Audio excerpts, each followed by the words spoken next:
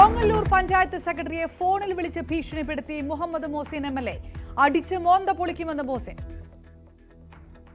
വീട്ടിലെ സ്ത്രീകളോട് മാന്യമായിട്ട് പെരുമാറാൻ അറിയില്ലെങ്കിലും അടിച്ച് മോന്ത പൊളിക്കും.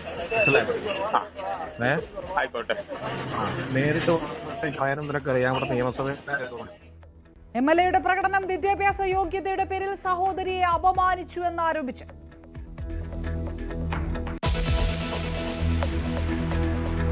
ആലപ്പുഴയിൽ 2 കോടിയുടെ ഹൈബ്രിഡ് കഞ്ചാവുമായി യുവതി പിടിയിൽ. തായ്ലൻഡിൽ നിന്ന് എത്തിച്ച ലഹരിയുമായി പിടിയിലായത് ചെന്നൈ സ്വദേശിനി ക്രിസ്റ്റീന. യുവതിക്ക് സിനിമാ മേഖലയുമായി അടുത്ത ബന്ധമെന്ന് പോലീസ്.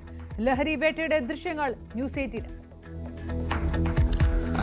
ആദ്യം നല്ല സുഹൃത്തുക്കളായിരുന്നു ഞങ്ങൾ. അതിനുശേഷമാണ് ഇയാൾ ഈ ലഹരിയിലേക്ക് മാറിയിട്ടുണ്ടായിരുന്നത്.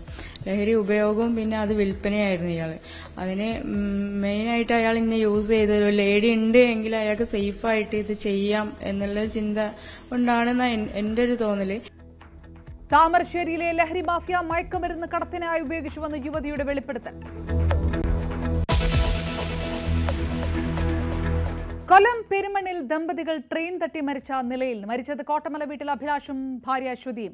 മൃതദേഹങ്ങൾ കണ്ടെത്തിയത് റെയിൽവേ അടിപ്പാതയ്ക്ക് മുകളിലെ ട്രാക്കിൽ. എമ്പുരാൻ റീ എഡിറ്റഡ് തിയേറ്ററുകളിൽ വരുത്തിയത് 24 വെട്ട്. വിവാദങ്ങളിൽ അണിയറക്കാരെ പിന്തുണച്ച് KCBC. സിനിമയെ സിനിമയായി കാണണമെന്ന് ഫാദർ തോമസ് തറയിൽ.